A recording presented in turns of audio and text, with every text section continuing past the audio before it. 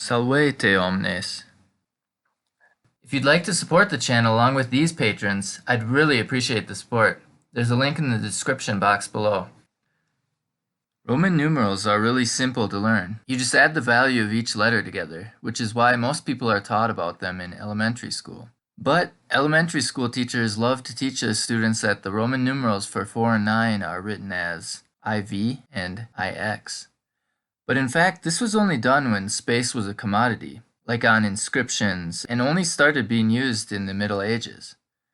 And it wasn't even always consistent, because on the Colosseum, 4 I's are used for 4, but XL is used for 40. There is even a gate XLIIII. When performing arithmetic, 4 and 9 are written as 4 I's and a V and 4 I's, and here's why.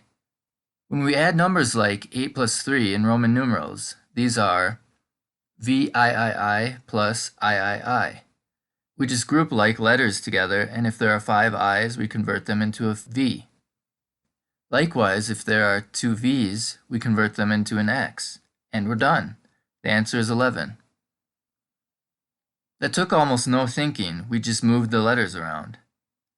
But if we add 9 plus 4 as IV plus IX, we have to either convert these first on paper or in our head, because there's no way to just combine these letters without ending up with the wrong answer, since XIIV does not equal 13, or any other combination like that. So we can see that it is much easier to add when we write 4 as 4 I's and 9 as a V and 4 I's.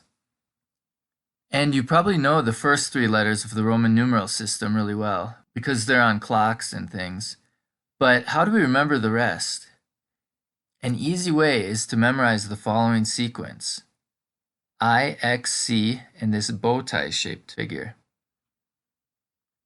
We already know I and X, and the C stands for centum, which is where we got the word century. And the last character became the M and stands for mille, which is where we got the word millennium. So these are the numbers 1, 10, 100, and 1000. Then if we divide the X in half, we get V, or 5. And if we divide the C in half, we get an L, or 50. And if we divide the last character down the middle, we get a D, or 500. So try to guess these numbers now. DLV. These are all the half numbers, so this is 555. MMCCCXX. 2320. DCLXVI. 666. This is a good number to study because each pair is a 5 and a 1. The origins of the Roman numeral system might also help you remember which letter is which. The Roman numerals were adapted from the Etruscan number system, which was an ancient civilization in Italy which lived where Tuscany is. They used a tallying system similar to the one we use when counting, where we make 4 tally marks and then make a cross through these marks to make counting easier. However, the Etruscans made 9 tally marks and then used an X in the same way. But obviously, if you have the X, you don't really need to write the 9 I's in front of the X. In this way, it is different from the tally marks we use and could become a character in its own right, which it did. Then we can repeat the process with X's until we get 10, and we add another line to this symbol right down the middle, like this. Now it's hard to tell at a glance the difference between 8 I's and 9 I's, so they made intermediary symbols by dividing the previous characters in half. So the X became an upside-down V in the Etruscan system, which represented 5, and half of 100 became an arrow for 50. These characters have a logical progression, but it takes a few more steps to see the logic behind the Roman numerals. The 5 obviously flipped upside down to become a V. Many early number systems used their alphabet to represent numbers as well, and it appears the ancient Romans wanted to do likewise.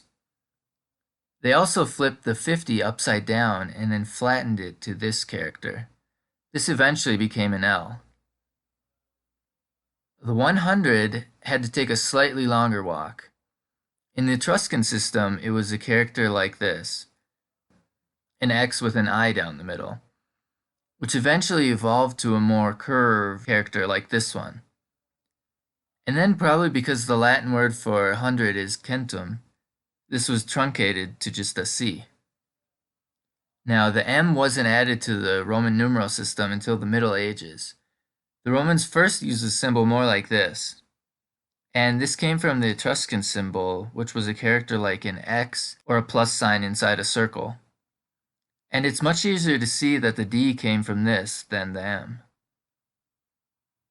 One thing you probably were never taught is that there were also fractions, which were used in a similar fashion.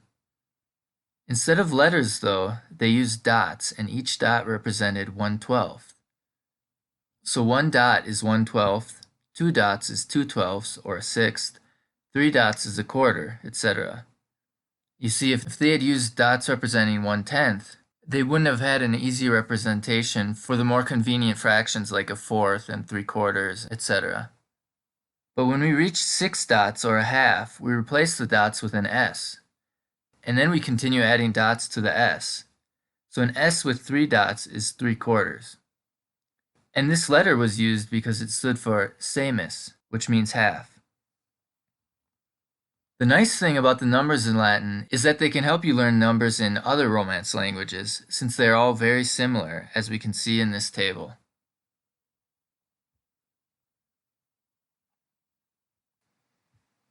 But there's something weird about the numbers beyond 10 in Latin that didn't carry over to the other Romance languages. 11 through 17 are just the numbers plus 10, so it's undecim, duodecim, tridecim, quattordecim, quindecim, seihdecim, septendecim. But then the numbers take a strange turn and we have duodeviginti, undeviginti, viginti.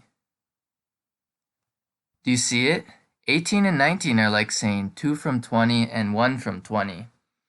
And the numbers continue this way all the way up to 100. But the alternative way of just saying 810 and 910 was also used and continued on in the Romance languages. So it seems like the ancient Romans liked this subtractive counting method more than their ancestors did.